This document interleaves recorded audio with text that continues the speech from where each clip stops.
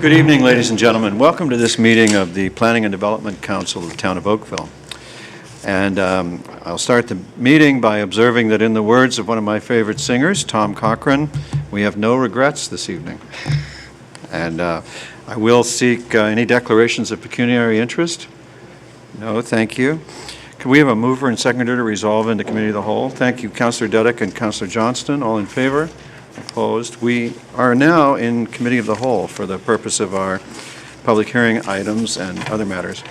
Now, if a person or public body doesn't make oral submissions at a public meeting or make written submission to the town in respect of a proposed official plan amendment, zoning bylaw amendment, and/or plan of subdivision or condominium, the person or public body is not entitled to appeal the decision of Town Council to the Ontario Municipal Board and may not be added as a party to the hearing of an appeal before the Ontario Municipal Board unless, in the opinion of the board, there are reasonable grounds to do so. And our first item tonight is the public meeting for the proposed zoning bylaw amendment presented by the Fram Building Group, a 7-story retirement home and a relocated church. And we will turn our attention to Tricia Collingwood, who will edify us all, one and all. Each and every one of us. That's what I was looking to say. Thank you. Good evening, Mayor, Council. I'm here to present the application for the Fram Building Group, found on page 1 of your agenda.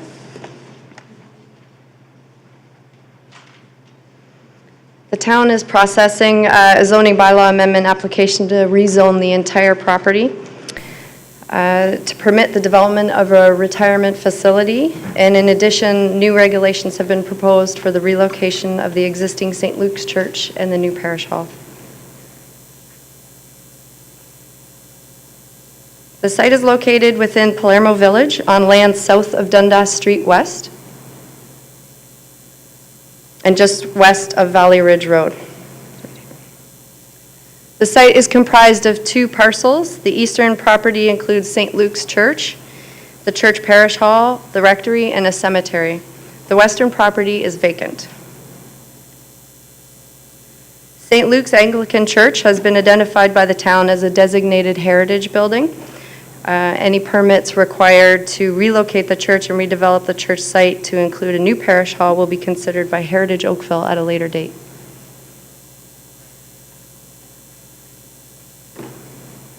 So this is a slide of the concept plan. It gives you general locations of the relocation of the church, which would be, this is the existing spot. It would be moving over here. The proposed construction of a new parish center, which would connect to the church. A 7-story retirement home on the western property. Mutual access drive, connecting both parcels and accessing Valley Ridge Drive.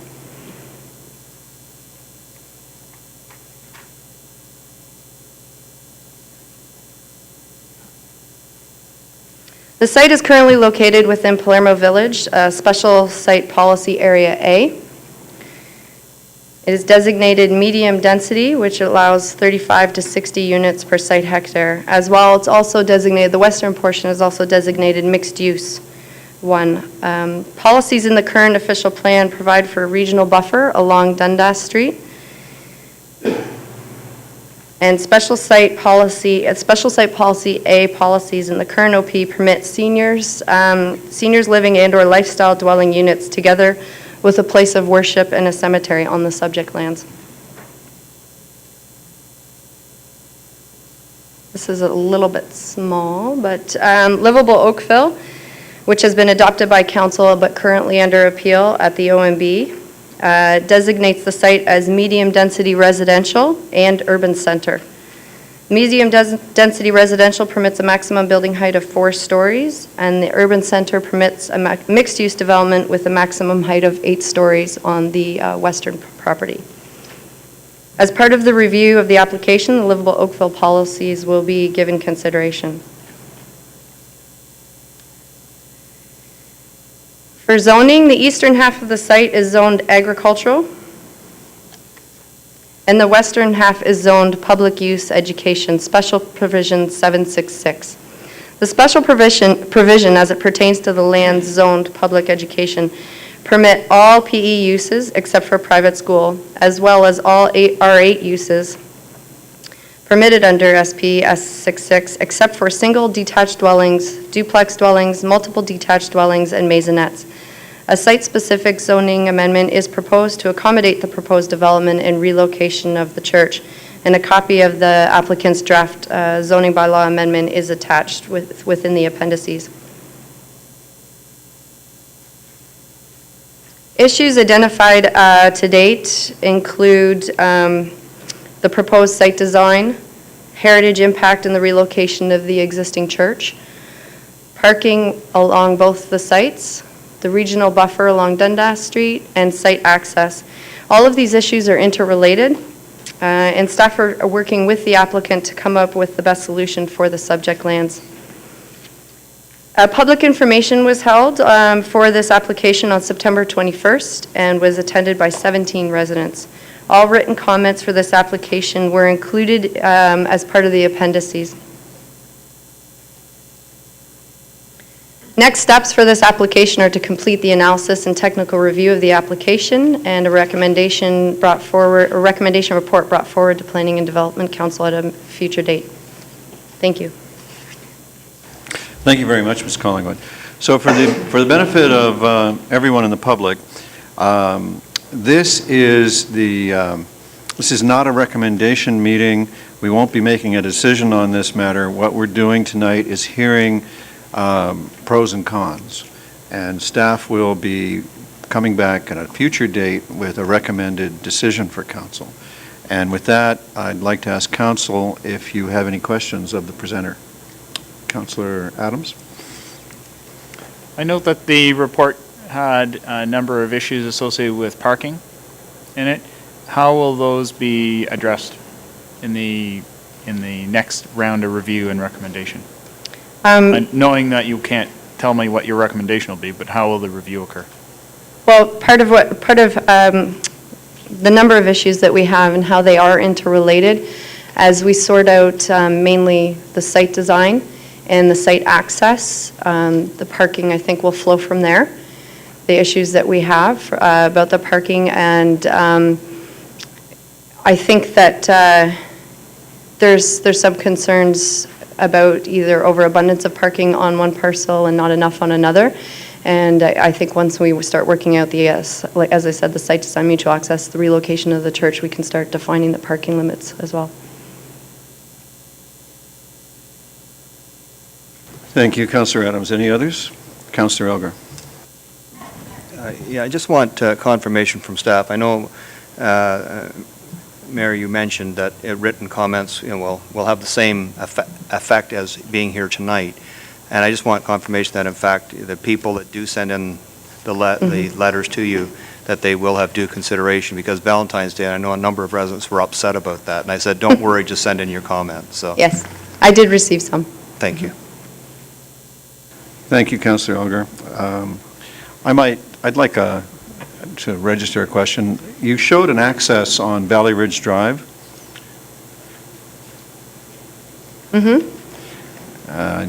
There. Is that required? Which one, the northern or the southern? Either of them. This is part of the interrelated issues that we're trying to work through.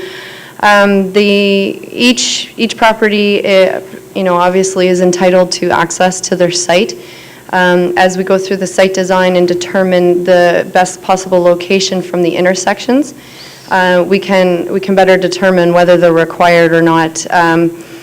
They right in, right out off of Dundas is a requirement of the region. They're going to extend the median past that, so therefore right in, right out is required.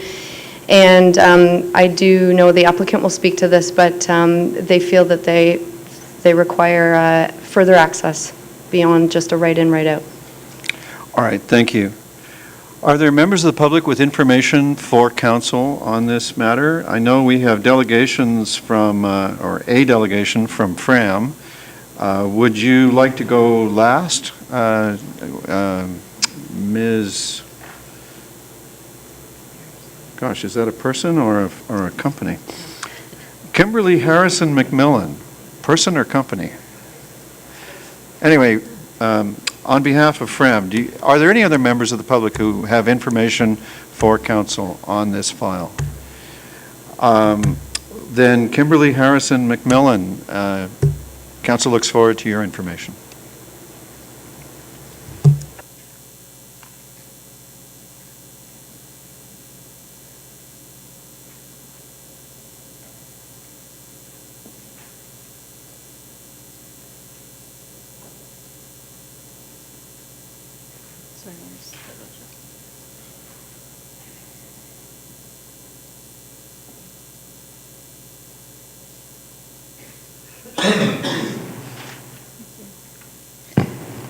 Good evening, Mayor Burton and Council. My name is Kimberly Harrison McMillan. I am a senior planner with Frame Building Group, the applicant. We appreciate the opportunity to address the staff report dated January 25th, 2011, and wanted to briefly respond to each of the issues identified in the report. First, I would like to review the history of consultation and all of the work that has been done to date. We met with town staff several times informally in early 2009 and had a formal pre-consultation meeting on May 13th of 2009 for a rezoning application. From May to October, we continued our discussions with town staff, and on October 29, 2009, held our own informal public meeting with the community. Many residents expressed concerns regarding access via Spring Forest Drive, and as a result, we changed this access to be secondary.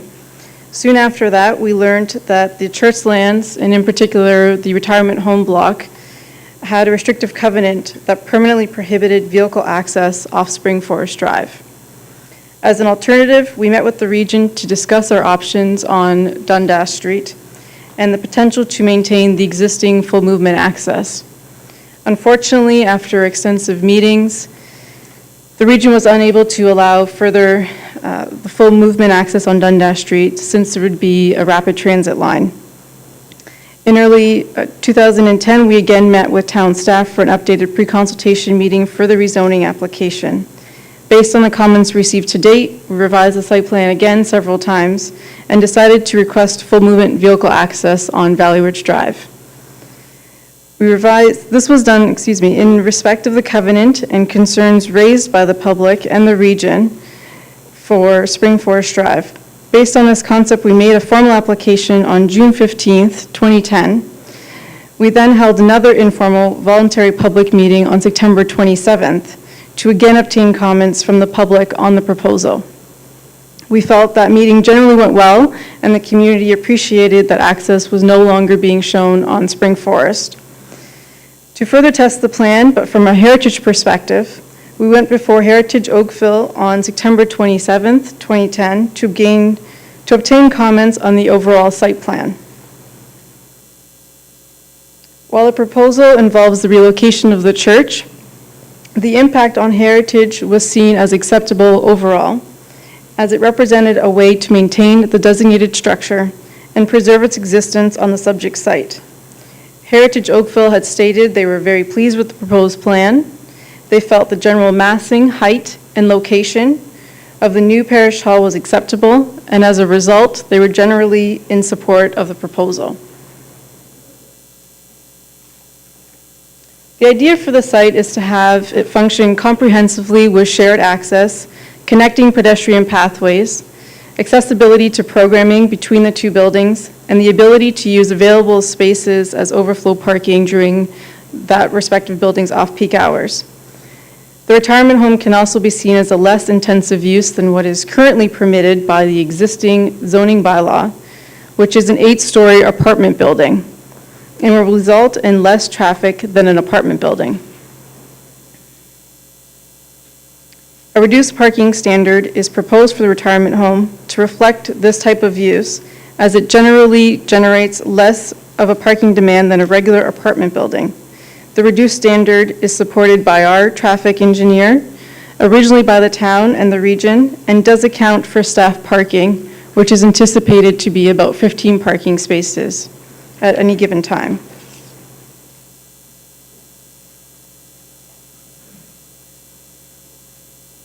In contrast, town staff have identified parking on the church site as an issue.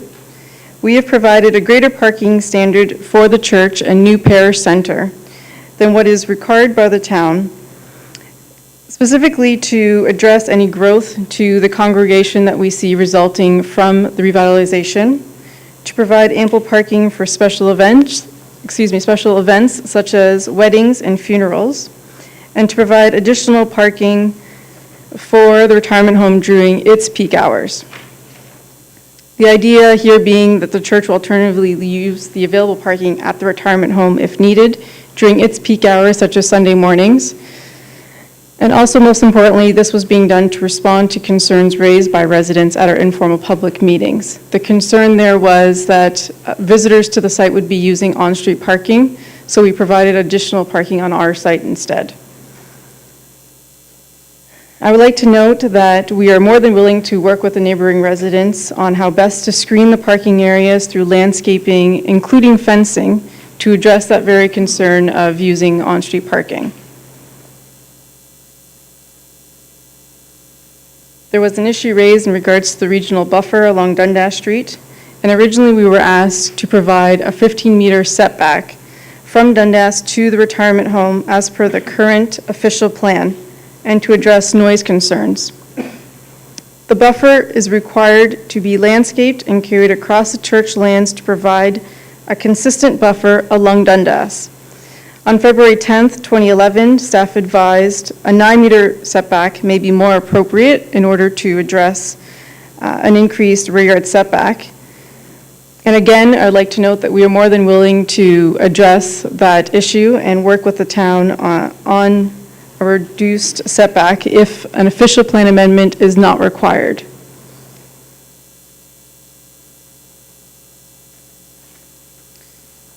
The town staff identified site access as an issue. It is important to understand the site constraints when reviewing access.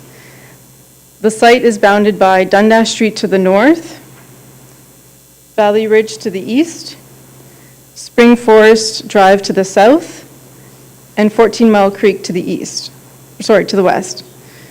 Currently, there is a full movement access on Dundas Street that services the church lands only, and we have been asked by the region to restrict this to right in, right out only. This will still allow the majority of the St. Luke's congregation that comes from Burlington to access the church and parish center. It is our understanding town staff would prefer access be granted from Spring Forest Drive. However, as mentioned previously, there is an existing restrictive covenant on access using Spring Forest. In addition, neighboring residents have expressed overwhelming concern about using access onto Spring Forest. And as a result, access is essentially restricted from the north, Dundas, from the west, due to the creek, and to the south, which is Spring Forest Drive. Therefore, the current proposal attempts to achieve full movement access along its remaining frontage, which is Valley Ridge, and carries a mutual access across the church lands, which is this road here, internal to the site. This allows all restrictions to be honored as originally intended and allows westbound traffic into the site, which is seen as the predominant user of access to the retirement home.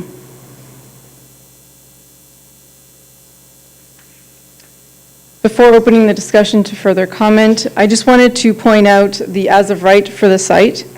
The current official plan and approved livable Oakville includes an exception clause for the development of the subject site to include a place of worship along with a community facility that can include senior dwelling units.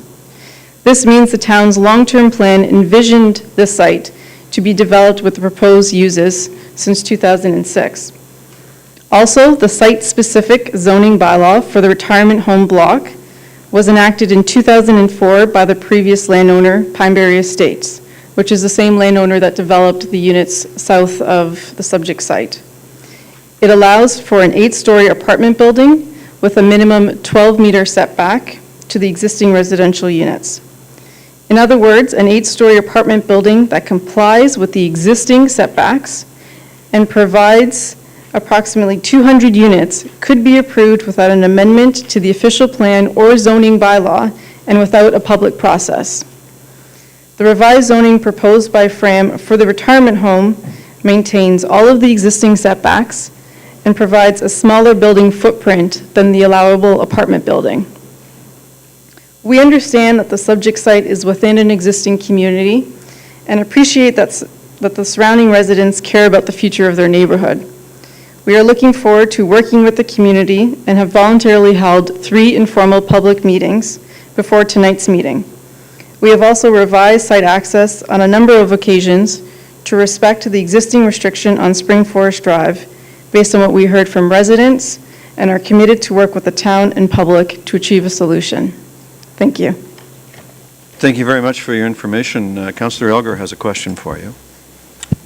Thank you very much for your presentation. In our report, it states it's a 7-story retirement home, and yet tonight in your presentation, you said an 8-story retirement home. We are Which still, is it? sorry, we are still proposing a 7-story retirement home. I was referring to the as of right. The as of right for the site is an 8-story apartment building, but we are still only proposing 7 stories. That was at the end where you read that, but in the beginning of your presentation, about a third of the way through, you mentioned 8, and I just want to make sure that it is 7 for sure. It is indeed 7 stories. Thank you. Thank you very much for your Thank you. information. Are there any other parties here with information for council? Seeing none, I'll look to council for, I need a mover for the motion to receive the comments from the public. Councillor Elgar moves the motion. All in favor? Opposed, if any. The comments from the public are received, and the recommendation report will follow in due course. Thanks to everyone for your input.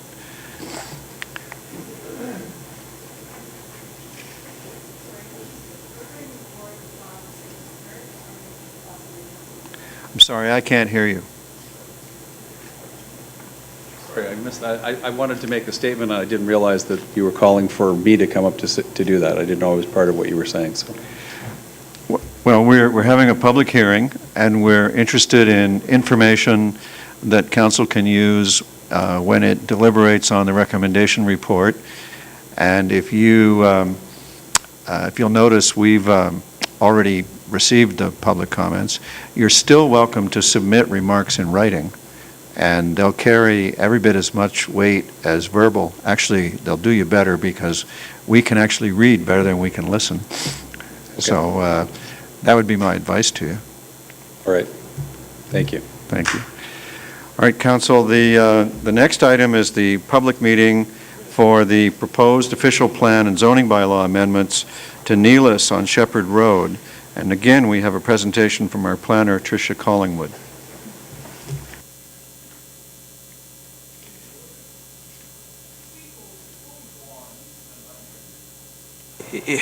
I'd actually appreciate if we can relax the rules a little bit so we can hear from the past. I think there's a general consensus here that we'd like to hear that.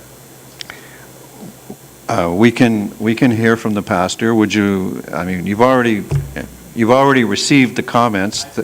There's a little technicality here.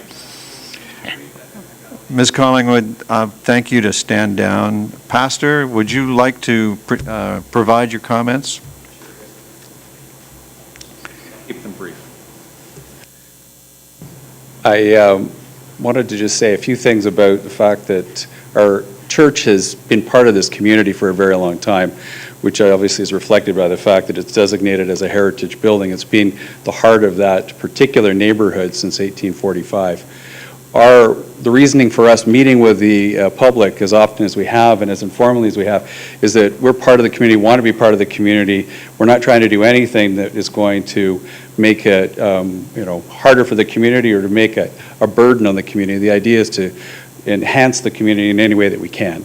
And so one of the ways we wanted to do that was to be able to provide housing for seniors, but to also provide a center, a space for people in the neighborhood.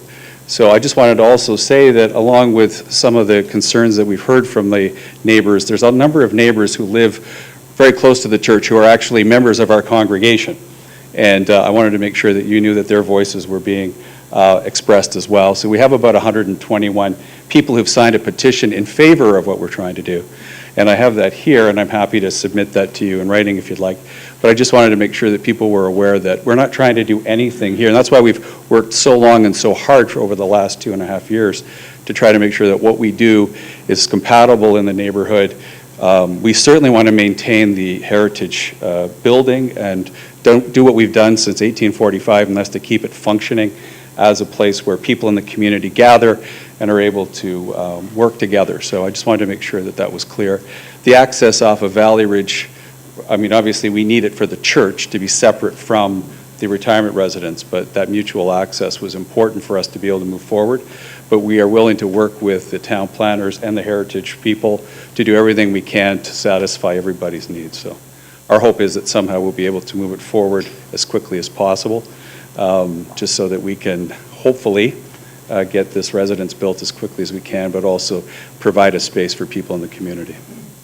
Thank you very much for your information, and I'm sure that everyone on council joins me in appreciating the very long service to the community provided by the church. Thank you. Ms. Collingwood?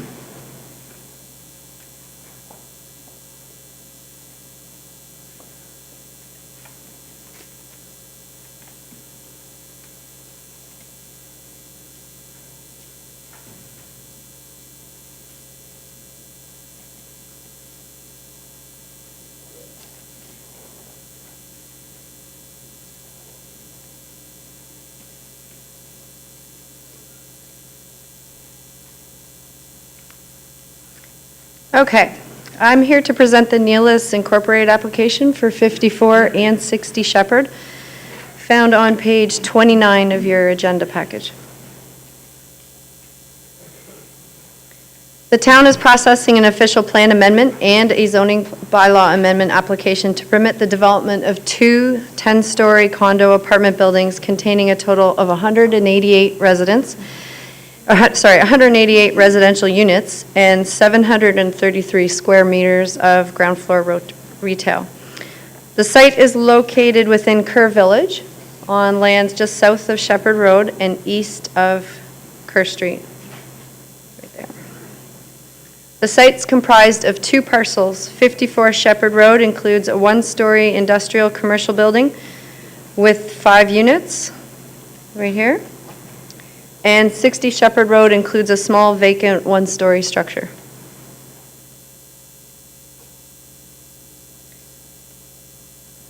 The proposal includes, as I said, two 10-story towers joined by a 2-story podium. There's 733 square meters of ground floor retail, 269 parking spaces below grade, and 12 spaces for surface parking.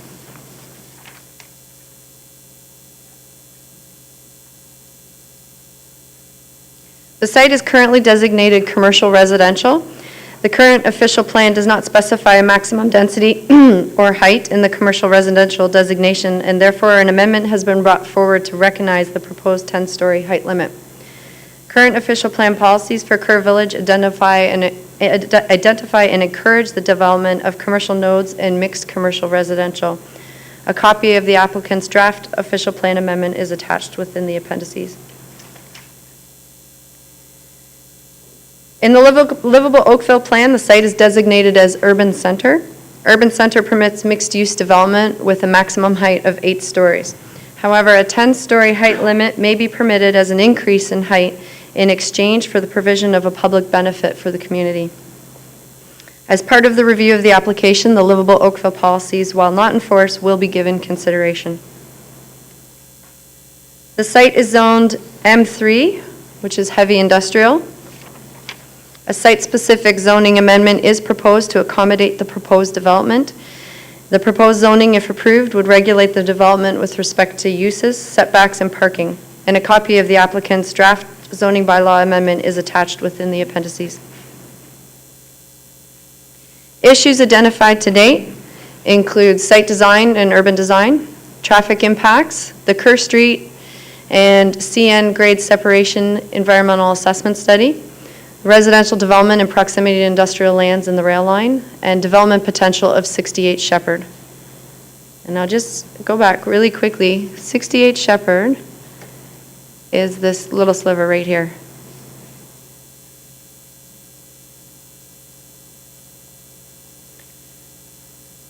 A PIM was held on September 23rd and was attended by 7 residents and local business owners, and staff have not received any written comments for this application to date. Next steps for this application include a complete analysis and technical review, as well as a recommendation report to a future Planning and Development Council meeting. Thank you. Thank you very much, Ms. Collingwood. Councillor Dudek has a question. Thank you, and thank you very much for your report. Looking at the issues that you had indicated, and these are ones that have been identified by town staff, but I didn't see, for instance, in the public information meeting, there was predominantly the retail owners across the road who were extremely concerned about the point of access to their units and this one across the road, given the fact that when the CN crossing comes through, they're going to be down to one entrance area. And they were also concerned about the parking, that people would maybe come across and use their parking in the parking lot. That hasn't been identified here. Is that something that still will be discussed within the? Yeah, with relation to the access, site design and the Kerr Street CN grade separation have been identified as issues. The Kerr Street grade separation will affect Shepherd. It will affect the grade of Shepherd, and therefore it will affect the access to the site and to their location. So those issues still need to be worked out. So therefore that one is included sort of in that broader issue. With relation to parking, I think we do need to work a little bit more with the site design, urban design, and the layout of the parking in relation to the requests of the business owners. But I haven't had any written comments submitted to me, and we can still look into that further. Yes. Thank you. That's good to hear.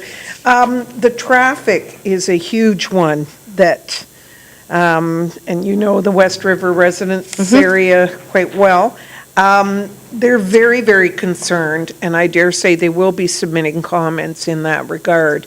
The impact coming down onto Queen Mary, Right.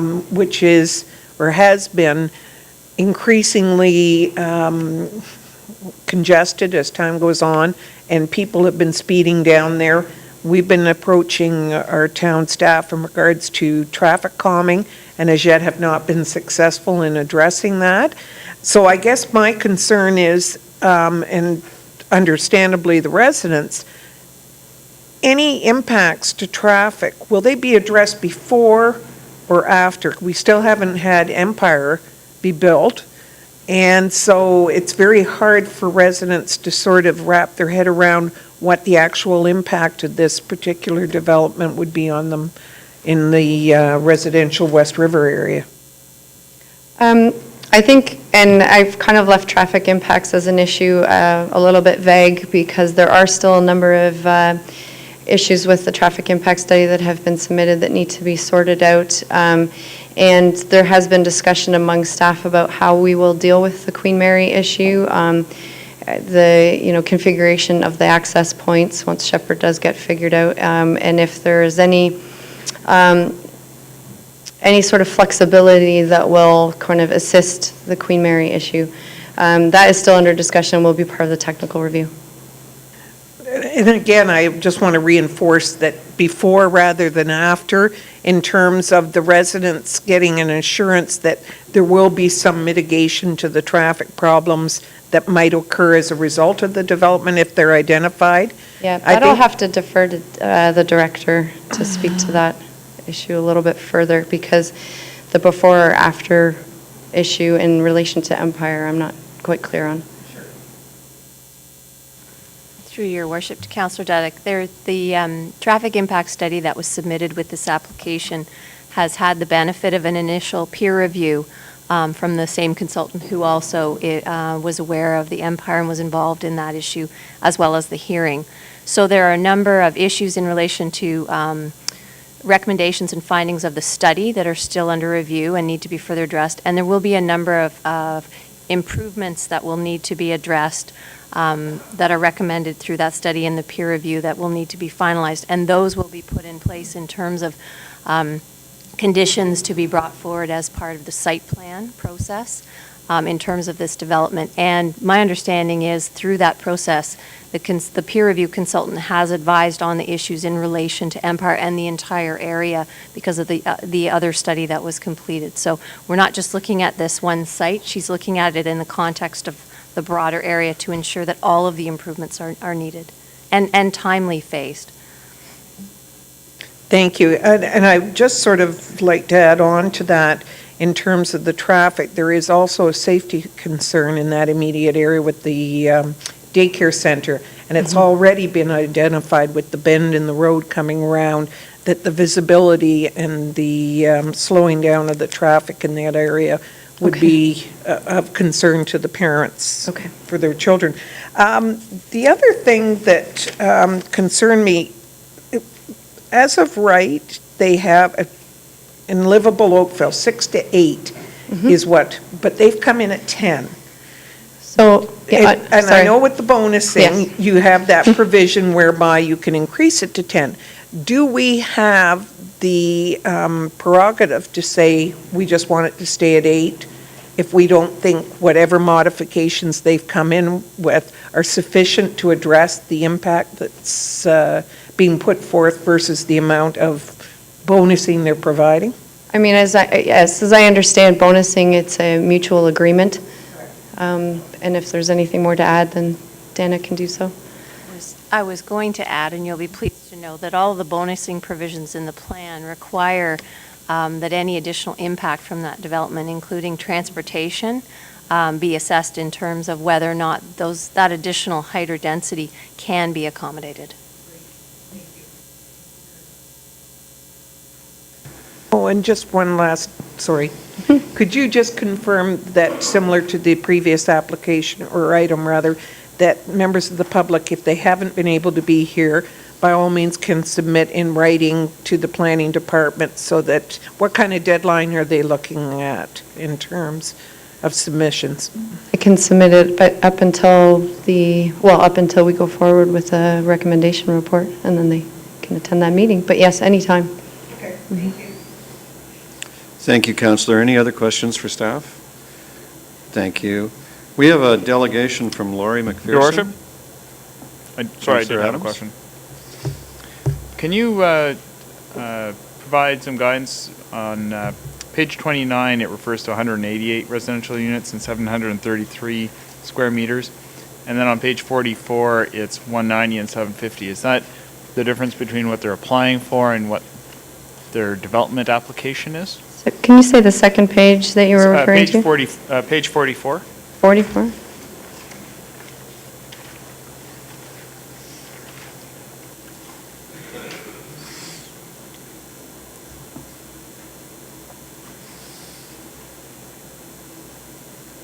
I think they're aiming to allow themselves some flexibility in the OPA that hasn't, been finalized yet. So which is the application for, 188 or 190? The justification report and the application that I have is for 188. And so what's the 190? I don't understand why there are two numbers. I'm not sure either. Maybe Laurie McPherson can speak to that further. That's their draft amendment. It's something that they have prepared to support their application. I have to be honest, I didn't catch that discrepancy between the two, so I will ask her to refer to it further. Okay, so if we could clarify that, please. Yes. Ms. McPherson? If you wanted questions, you have some. Good evening. My name is Laurie McPherson. I'm with Bousfields, and we're the planning consultants for Neelis. And with me is Chris Radigan, and he is with the architects for the firm TPOL. And we'll be very brief. We've been working on a design and plan for something architecturally unique for this site for a while. I think it is important to note that the current official plan does allow commercial residential uses on the site and on this area on both sides of Shepherd Street. So this is one of the first to come in to implement that, but it's been long-standing the official plan for residential commercial uses. And I think it's also important to point out that we did come in within the framework of Livable Oakville. Yes, it does say 6 to 8 with bonusing up to 10, but as you'll know, other developers have come in with much higher than that, not within the context of Livable Oakville, and we've made an effort to try to come in within the framework of that and abide by the future policy regime. With regard to, just quickly to deal with the question about the numbers, the application is 188. 190 is just 2 units. Usually when we write an official plan amendment, we add a little bit of wiggle room. If 188 is the number it can be, and we usually increase the GFA by just a bit. It's just to allow for when the site plan goes through, it may be more smaller units and be up to 190, but it's not in any way trying to ask for something that's not in the application. It's really just the bylaw can tie it down exactly. The official plan, we often work in a little bit of flexibility, but again, if staff and people aren't comfortable with that, it can be the 188. With respect to some of the issues, we did submit a traffic study. We were asked to submit further information, and then we were asked to pay for a peer review, which was done as noted. We've just recently received the results of that peer review, and they have asked for some further information. Some of it counts and things to do with the approvals that happened next door, as well as some other items that came up through Livable Oakville. For example, it included some lands for development, which Livable Oakville would not look at for residential development. So it's made a number of recommendations to do some updating of those figures, and we're in the process of doing that now, and we'll get that back to staff.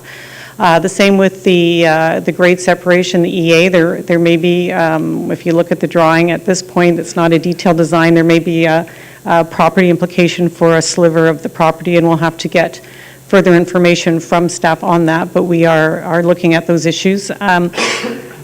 Chris has come to just give you, because it is kind of a unique design and staff have commented that's an issue, just to give you a brief little overview of the development concept and how it was developed, and I'll turn it over to him and then I'll just have a few closing words.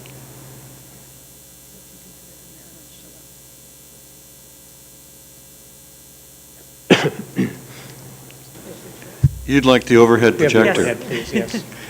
Perhaps we can make that happen. Oh, faster than we thought.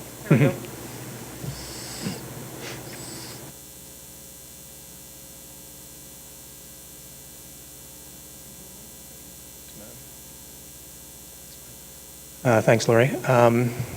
Mayor, members of council, we're very excited about the process of developing on this property in a developing neighborhood of Oakville. I think we've composed the site plan quite carefully to offset the two 10-story portions, one on the street on Shepherd, one back on the southeastern portion of the property. Proposing retail at grade all along the Shepherd Road frontage, and with a main vehicular and pedestrian access halfway through that site, leading into the interior where there is a landscaped area, surface parking, and access to both lobbies of the residential building.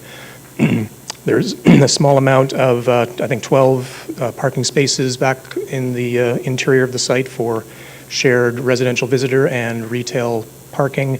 The remainder of the parking accesses from that area down to below grade. The elevations that were shown earlier in the initial application have been developed over the past several months. And as you can see here, we're looking at quite a dynamic and we think quite exciting building for the area.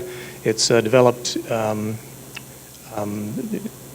to be elevations of quite a bit of small windows and recessed balconies, but also areas of large expanses of glass. And we think the combination is quite exciting, and we look forward to your further comments. Thank you. And we did note that staff have identified urban design as one of the issues they want to work with, and I anticipate that once we've got the comments tonight, we'll be sitting down with staff and going through that. As Chris said, it is evolving, and we're working on it as we speak. So in terms of the edges, I think we've tried to address the edges and deal with livable Oakville. For example, as Chris said, along Shepherd, we do have retail, which is what livable Oakville would call for.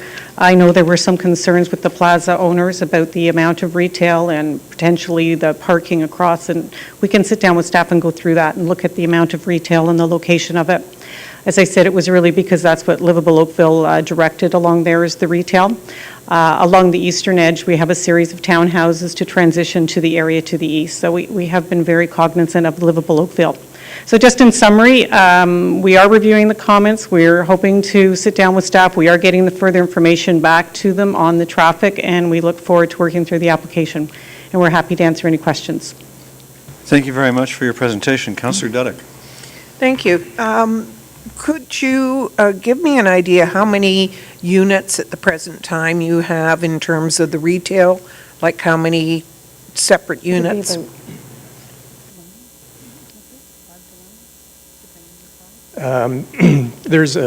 It's at the most, there would be perhaps 8 or 9 across the frontage, but it's not divided particularly until the retail marketing is developed, but there's an opportunity for 8 or 9 small stores or combinations of medium or larger stores within, I think, 4 or 5 on each side of the vehicular access that passes through the middle. So those 12 parking slots are supposed to do visitors parking plus those units? In terms of customers, I know you're hoping for people to walk to it, but I mean, the reality is you do have to provide for people who may be driving to it. That would be 12 surface. There's also visitor commercial parking underground. The majority would be underground. Sorry, could I ask how many visitor? Yeah, it's about 25% of the units. Let me just do it offhand. Sorry, let me just. Let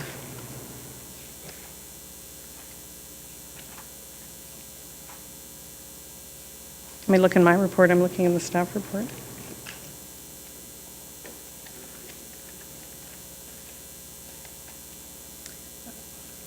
There'd be a total of 280 parking spaces, of which there'd be 23 that are shared visitor and retail, of which 12 of those would be at grade and 47 visitor underground.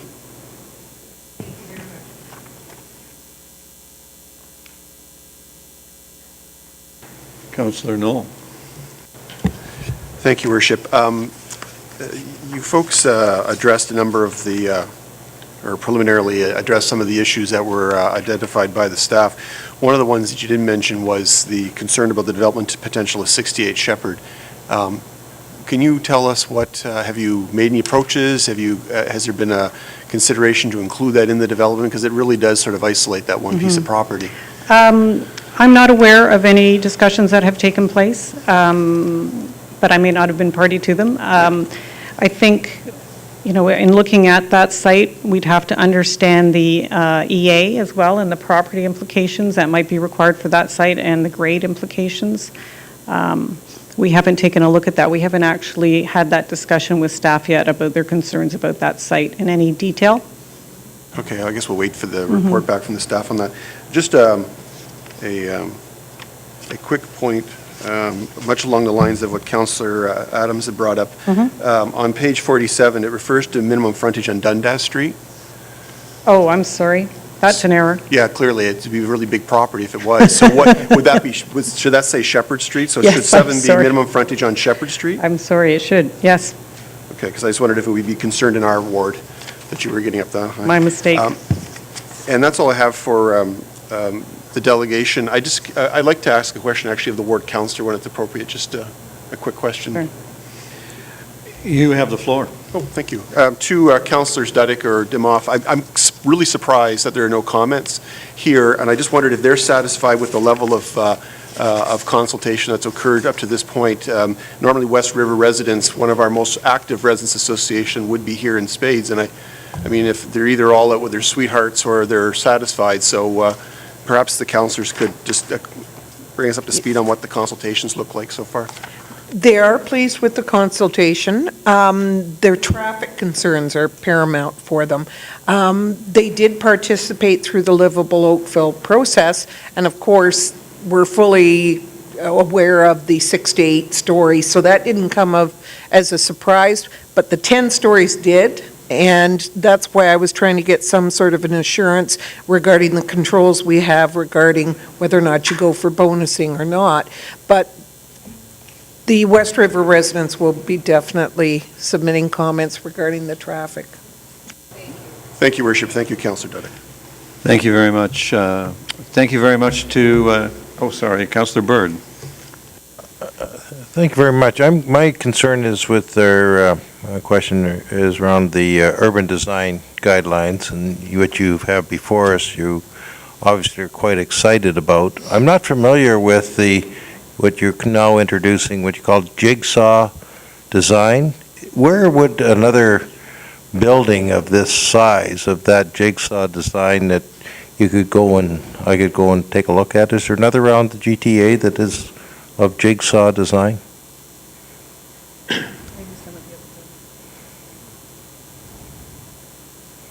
The jigsaw was a concept that came out of some of the original elevations that were submitted with the proposal.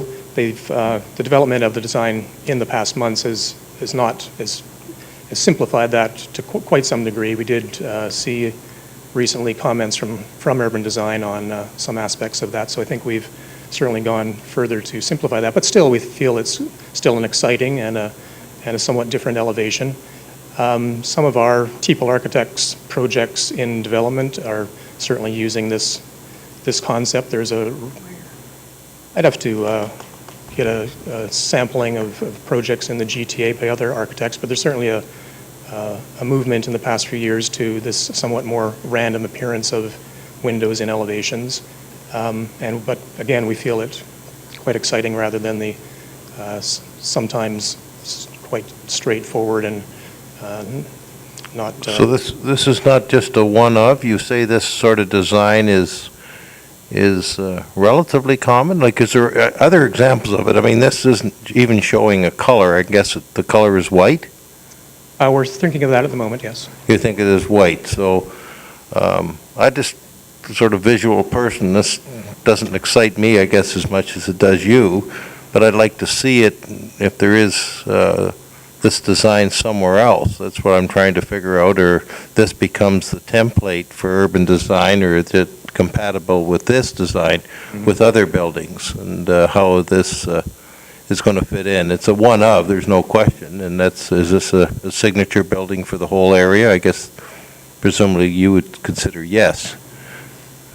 I mean, But I don't know of any other ones we have in the town, or close to it. I've never seen anything like this, of this size, that I can recall. Maybe some of you can help me. I think it's probably maybe the first in the town.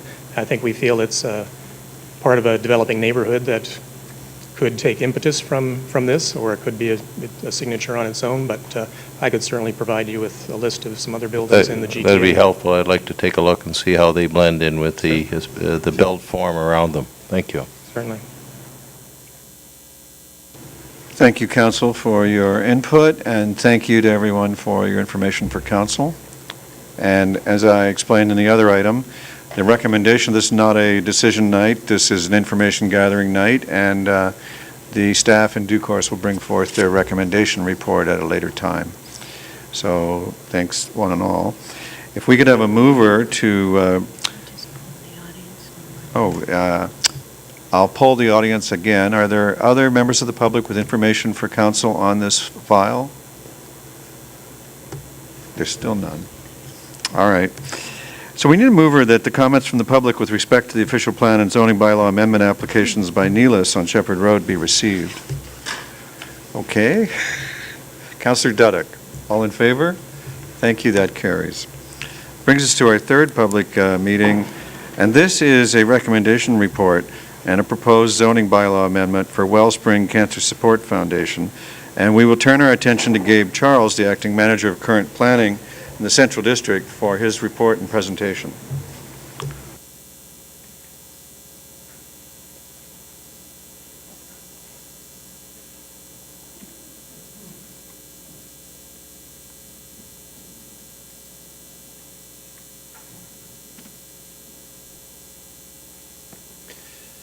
Thank you, Mr. Mayor, members of council.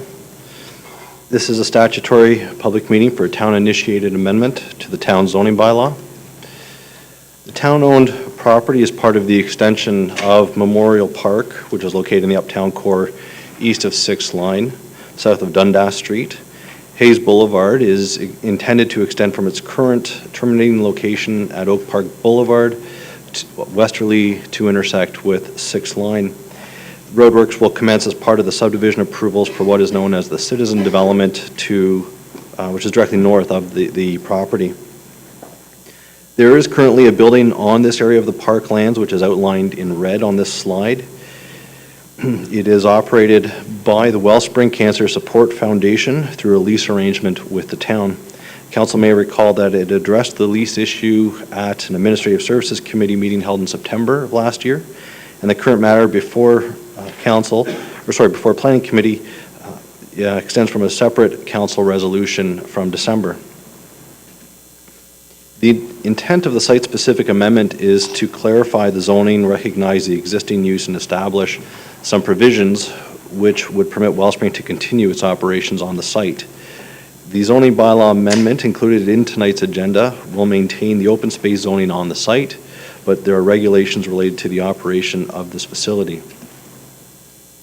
The property is designated parkland and remains part of the park district. The designation permits a range of diverse open space and parkland uses and allows for passive recreational uses.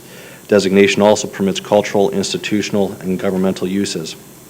Adjacent to the site is an area designated as natural area, which generally reflects the extension of that area from the north to the trail system south of Glen Ashton Drive. The town's new official plans approved does remain under appeal, and although not in full force, it does identify the land use designation approved for the subject property.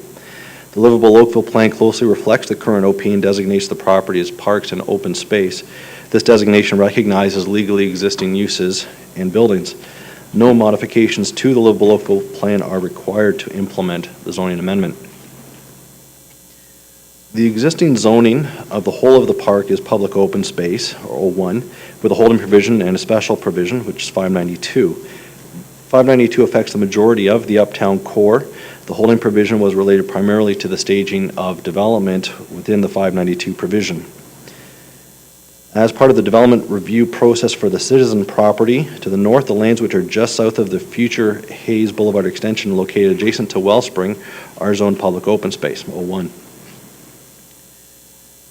The proposed rezoning maintains that public open space zoning, but utilizes the site-specific provision to recognize the unique services of the Wellspring facility. Staff has reviewed this rezoning in the context of the existing and emerging official plan policy and recommends passing the zoning bylaw. If there are questions, we would be pleased to answer those. Thank you very much for the presentation and the information. Councillor Adams. This is unrelated specifically to this zoning bylaw. Could you flip back to the overhead with the aerial photo that shows the various water courses there? Can you tell me what plans there are for park treatment of the various water areas there? I had a discussion with a resident earlier today about a desire to create a volunteer recognition kind of landscaping around the stormwater management pond. Can you remind me what, if anything, is planned? Through you, Mr. Mayor, there was an overall park design that was done by the MBTW group back in the 90s sometime, which had an overall concept for the lands west of the Georgian Drive extension, which is right over here. So it had a whole concept related to this park system, and it had a number of different uses, passive and active uses. It didn't go into the memorial section of the park. The one thing to keep in mind is that it is still a functioning stormwater management facility. The plan that was drawn up was also included in the Uptown Core Review, which was done subsequent to that. In terms of the actual status of where that design is, I know there had been some discussions with our Parks Department to see if there was any way to progress that, and that was the last I had heard in terms of that conversation. Thank you very much. Thank you. Thank you very much, Mr. Charles. Are there members of the public with information for council on this recommendation report? Seeing none, I'll look for a motion. Perhaps Councillor Grant. I'll move the staff recommendation. Councillor Grant moves that the Planning Services Department report PD 1411 dated January 5th be received and that the zoning bylaw amendment 2011-20 be passed. Discussion? All in favor? Opposed? That is passed. Thank you, Councillor Grant, and everyone concerned, and congratulations to Wellspring. All right, Council, you have your confidential discussion item 1, and I'm advised that the Commissioner would like to go in camera to discuss some features of this, and so we'll need a motion to this effect to discuss litigation or potential litigation, including matters before administrative tribunals affecting the municipality. Councillor Elger, thank you for your motion. All in favor? Opposed, if any? Then, Madam Clerk, would you please arrange the chamber for an in-camera meeting, and I will declare a 5-minute recess. All right, we now resume the open portion of this meeting of the Planning and Development Council of the Town of Oakville, and I would ask a member of council to move a motion that we rise and report. Councillor Lapworth, thank you. All in favor? Opposed? That carries. I rise and report that the Committee of the Whole has met and has made recommendations on public hearing items 1, 2, and 3, and discussion items C1, as noted by the clerk. And we now need a mover and seconder to adopt this report. Councillor Johnston, Councillor Khan, all in favor? Opposed? The report is adopted. Is there any new business of an emergency, congratulatory, or condolence nature? Thank you. It would now be helpful to have a mover and seconder for consideration and reading of the bylaws. Councillor Robinson, Councillor Adams. This is authority that the following bylaws be passed. 2011-12, which is a bylaw to declare that certain land is not subject to part lot control in blocks 1 to 4, Plan 20M 1024, the Crystal Homes Oakville Corporation. Bylaw 2011-20, a bylaw to amend the Town of Oakville's Comprehensive Zoning Bylaw 1984-63 as amended for lands located at 2545 6th Line, Concession 1, i.e. the file for Wellspring Cancer Support Foundation, item 3 on tonight's agenda, and bylaw 2011-27, a bylaw to confirm the proceedings of a meeting of council. All in favor? Opposed, if any? The bylaws are adopted. That completes our agenda. Thank you for your time and attention, each and every one of you, and we are adjourned.